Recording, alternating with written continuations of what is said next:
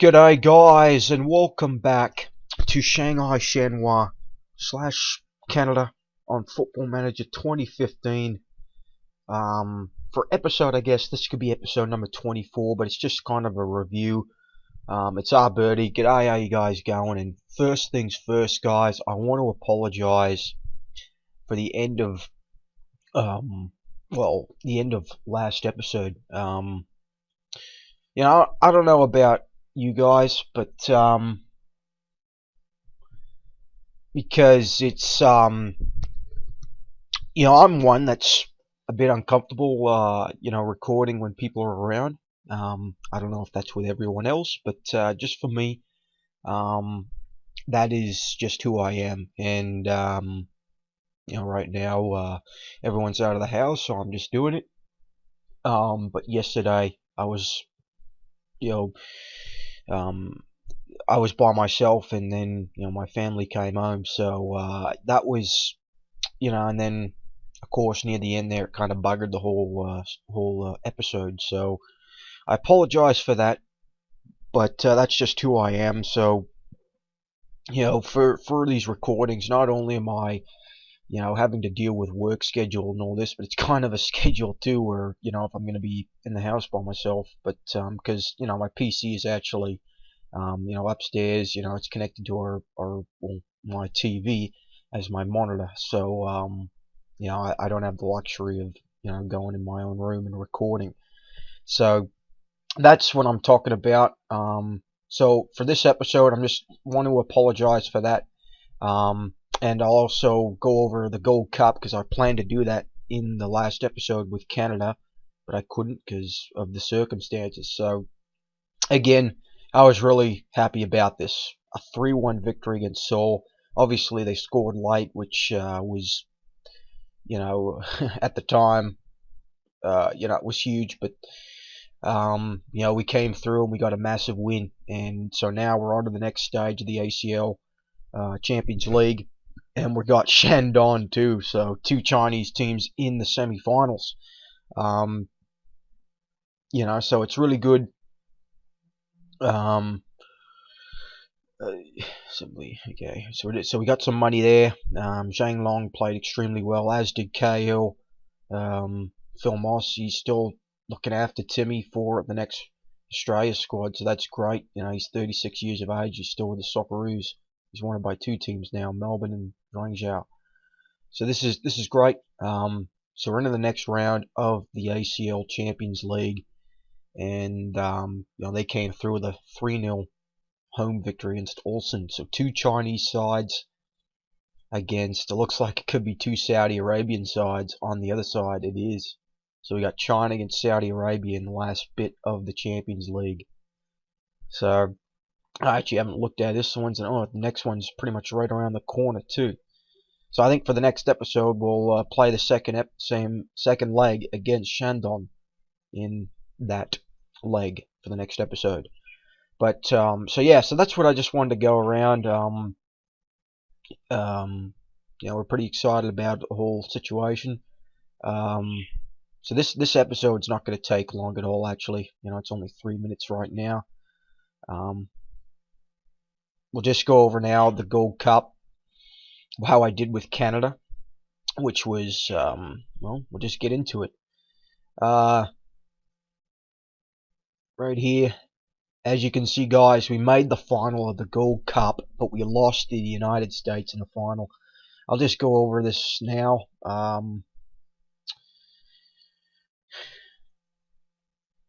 We're in a group with the United States, Panama, and Trinidad, and at the time it was a pretty good group. Our first game, we lost 1-0 to the United States, Bedoya. It was actually a really good game. We had a couple of really good opportunities, actually.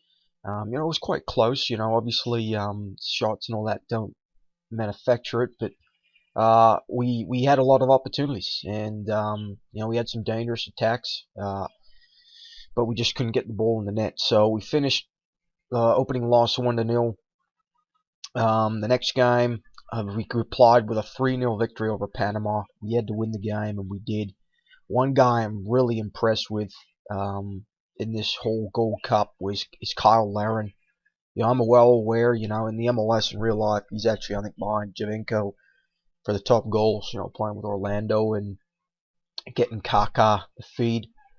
So that's, yeah, it was absolutely massive to win this game. Darnell Henry as well. He was actually a free agent before this Gold Cup started, but after the Gold Cup, he got picked up by Red Bull Lipsburg. They're one of the new promoted sides in the German Bundesliga. And look at that, Rich. Jeez, did these guys have a tycoon or something? See here. Now it just looks like they just got promoted. So Darnell Henry joined them on free, I believe. Yeah, free. So that's really happy about that. One of our top players is getting because that's what I've expressed it. I'm really frustrated in Footy Manager when you get some players, they're free agents for a long time, then boom, they retire, even at a young age, and that's what just really frustrates me about this game, because you can lose really good players at a young age when, for some reason, in real life, Darnell Henry wouldn't have been a free agent for too long, but it happened there, so that's just what happened. So that was frustrating, but it's happened to, of course, Ashton Morgan, which is really, he's a player that would get offers anywhere. So, yeah. So we replied with a 3-0 victory against Panama. It's the US tied Trinidad. Here's how the other games are going. And then our last game, a 4-1 victory against Trinidad and Tobago. Obviously, we conceded the first goal, but after that, Laren and Ferguson, Laren the striker, Ferguson played him on the right flanks. He's another really good player I'm impressed with. And Carl Laren, again, just really good. He led the line for us really well in this whole Gold Cup. So with that, we finished second in the group behind the United States. And that means we had a quarterfinal game against Honduras. And look at that. Fraser Aird. He's playing his trade in Rangers in the Scottish, the second league right now, but they're probably going to get promoted this year. With a 4-1 victory over Honduras. Massive game. 4 goals from Fraser Aird. Was really impressed, and then they got a man sent off in the 68th minute, so obviously our goals were before, so it didn't really imply how the game was being played. And Honduras, this is full squads, guys. I mean, this is pretty much their full team. Obviously Andy Nair is probably their best player. He is actually a really good player. But look at that, Fraser Aird, a 9-9. I don't know how he didn't get a 10. But yeah, I am very impressed with that victory. I felt that if we had beaten Honduras, we'd give ourselves a really good opportunity here.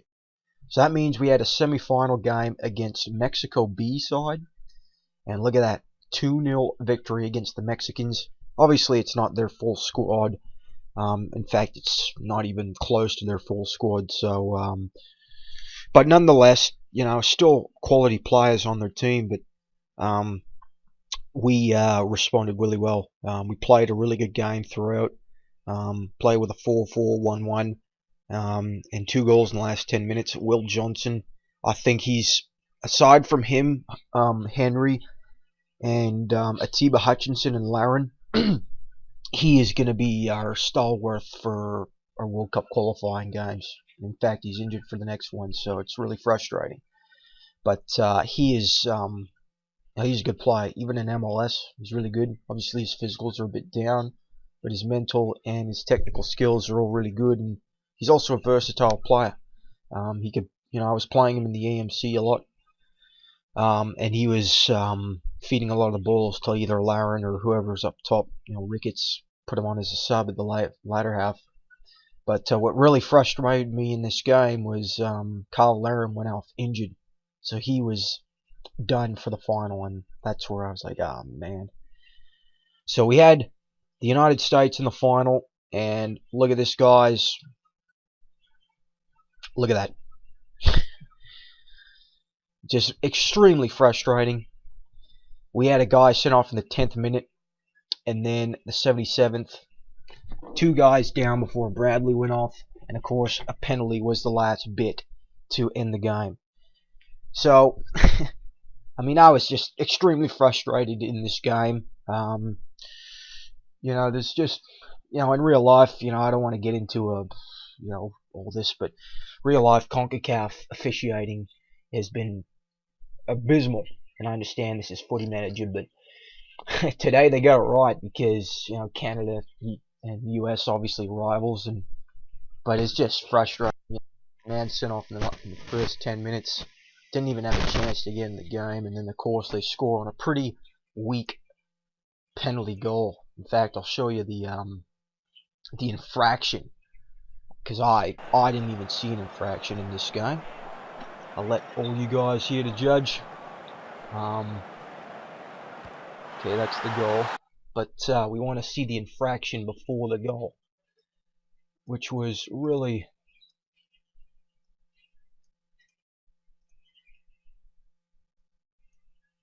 not sure how you can get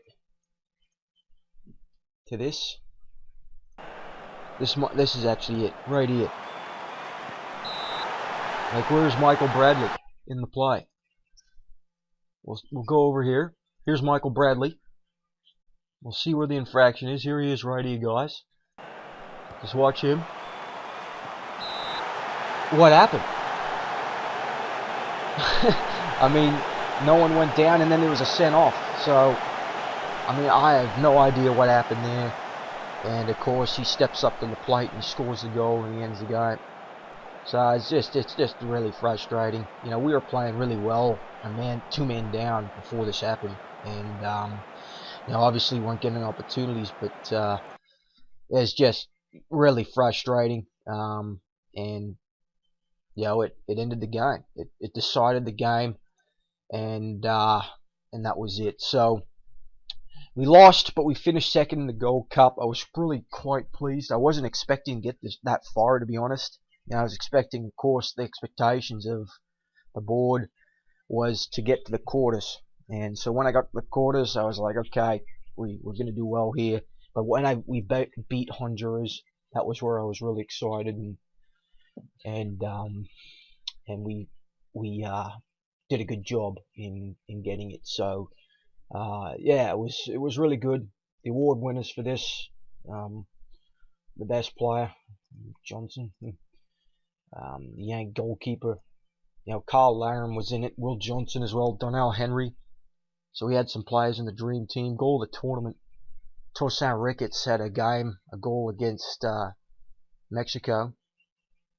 That was really good. And the Golden Boot, David Ramirez. He was actually tied with Carl Laram and Fraser Ed, if you can see that. So I'm not sure why they don't join it, but whatever. So that was the Gold Cup, and I was really excited. It was a really good way to start this Canada journey. So now we kind of move over to World Cup qualifying, which is going to be good, especially after that. We got ourselves into a position to get out of the group, to advance. Trinidad, Jamaica are behind us. Obviously, I want to finish in the top 3, so Honduras is in striking distance with a few games remaining. In fact, we got Honduras next. So many games we got? We got 4 games remaining. Honduras, and then that's a big one at home. Mexico, and the big game against the States. So again, these next 2 games are very important, guys, against Honduras and Jamaica, and then we got the Mexicans and the States. So that's going to be really difficult. So if we could pick up 6 points in the next 2 games, that's 11. That could possibly maybe get us through. But again, it's going to be difficult, especially going to Honduras. Really good side.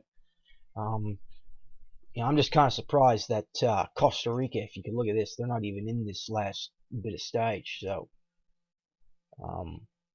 yeah, they're Trinidad. So, that's surprising, because besides Mexico and the United States, I would probably peg Honduras and Costa Rica in that little, or behind those 2 teams for best in CONCACAF.